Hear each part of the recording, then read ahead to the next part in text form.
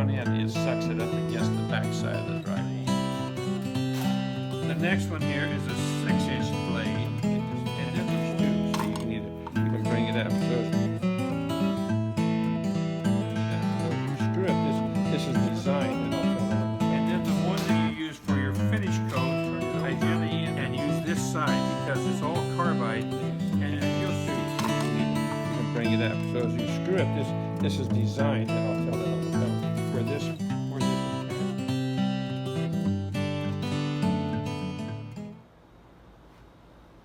Hello friends, it's good to be with you again today. Today we're going to talk about home repair, but in the yard. We're going to talk about things you do simply to repair a sprinkler system. And I say simply, but you know how that goes. Nothing's ever as simple as we want it to be. So I'm going to first of all show you some of the material. This is called a PVC, which stands for polyvinyl chloride pipe. I have two different sizes here. This is 3/4, this is 1/2 inch today that we're working with. And then over here I have a end cap, just to, if you want to plug off something temporarily, that this is a threaded end cap. And then this one here would be the sprinkler head that goes on top of the riser. This is called a riser. Normally you bury the pipe 12 inches in the ground. That's the normal distance, 1 foot. Okay, and that's about the length of this one here, about 12 inches. And then when you put your sprinkler head on top, this sticks up above the ground a little bit, and you're ready to have it operate. So that's the end result. But let's go back now, and I'm going to show you a little bit about, if you're working with it, what you have to do to cut the pipe and to make the pipe ready to use. So I think today, let me see if I've got a fitting here that will work on this one here. Yeah, that's it. Okay, so this is 3/4 inch pipe. I'm going to take my hacksaw and I'm going to cut off just a piece of this to work with. All right.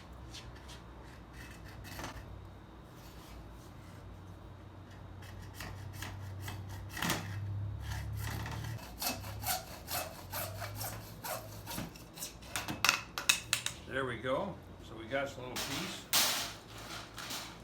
And the way that you dress these when you get them out, you can see if there's any fiber inside the pipe. It makes the water turbulate as it goes through the pipe, and if you have it on the outside, it makes it hard to put into your fitting. It doesn't want to go in. So you always, once you get it to this position, then you dress it with the file. And I just bevel this like this with the file.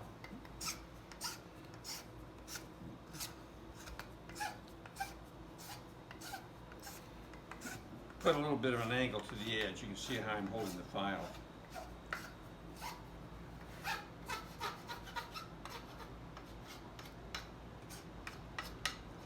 And then, in case there's something left inside here, I'm going to take a rat tail file, a round file, and just kind of dress that off inside there.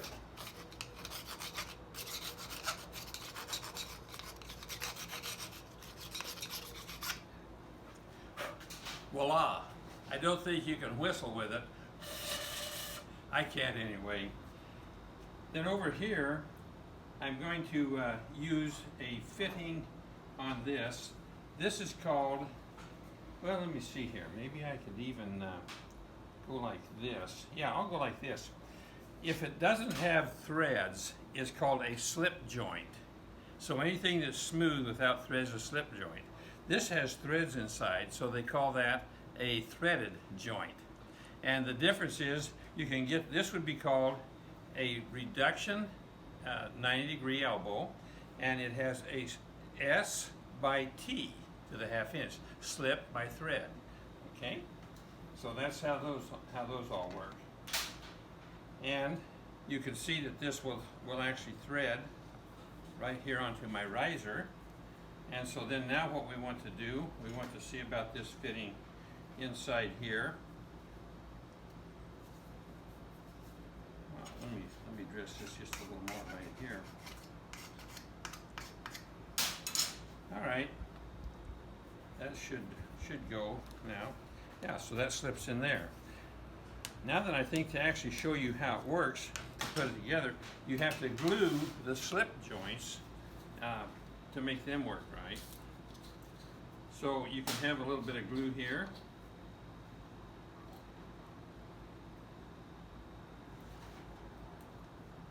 And I'm just going to put a tiny bit in this, inside there. And then I'm going to put it on, let that be there. I'm going to put it here on the end of this one here. A little bit of glue around there. And then we just put them together. And when you're putting plastic pipe together, you go in till it bottoms out, and then you turn it a quarter of a turn. And you do that so that it won't get compression inside here and squirt your joint back apart.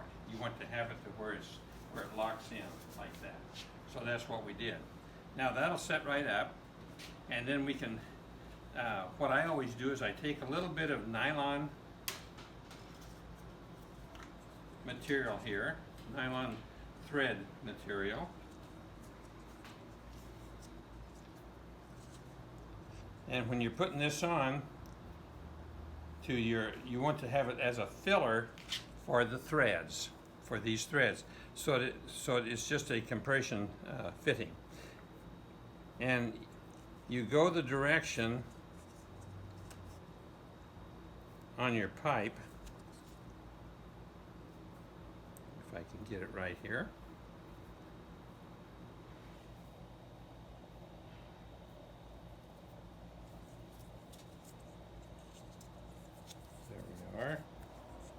And you can see I'm pulling it tight enough that it's actually going down into the threads. So then when you get about 2 wraps is all you need of that. And then you just take it off like that. And now I can put that into this fitting.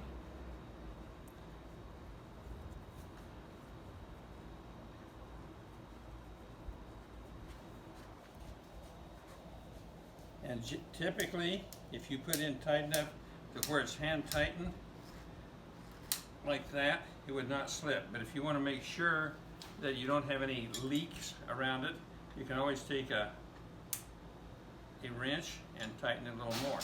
Now this would be down in the ground, 12 inches down the ground, and you would cover it up to here.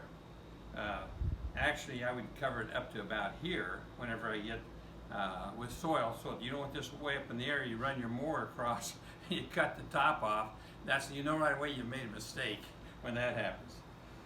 And then this one here, you would do the same thing with this. We would put the thread tape, nylon. This is just a nylon tape. And I would wrap this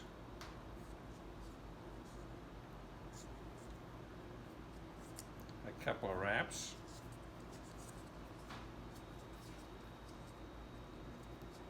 And again, if I get a hold right here, I just pull it off like that. Now, the reason that I wrapped it this way is when you thread it on, it will not back the tape off. If I had gone counterclockwise with it, then as you thread this on, a lot of times you'll remove the filler tape. So you have to have it where you go, the tape goes the same way as the threads are going to turn to put it together.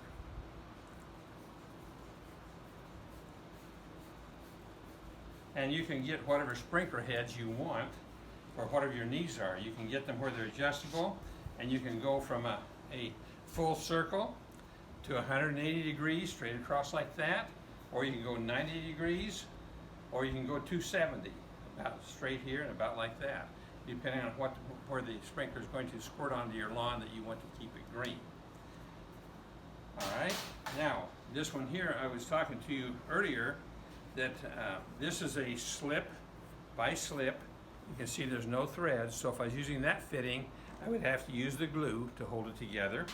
This one here is a T, and it's a slip by slip. But you can get them to where they have, you can buy whatever you want. This could have had threads, and it would have been an S by T by S, is how they say that. All right, I think that probably tells you a little bit about a sprinkler system, how you put it together, and how you work with it. Now all you need to do is go over and turn your faucet on, or have your sprinkler system to where it had an automatic control valve, and it would irrigate this on a time basis. It would come through your line, and along the way you would have other out probably every about 15 feet. You would have a joint like this, and the pipe would continue on down to carry the water to your fittings, and you would have another riser. It wouldn't be this close, of course. It would be at a space to where this would shoot halfway over and the other one come halfway back to make the watering complete. I think that's about what I wanted to tell you today on this project. Thank you, and hope you enjoyed it, and hope you can use this on your yard.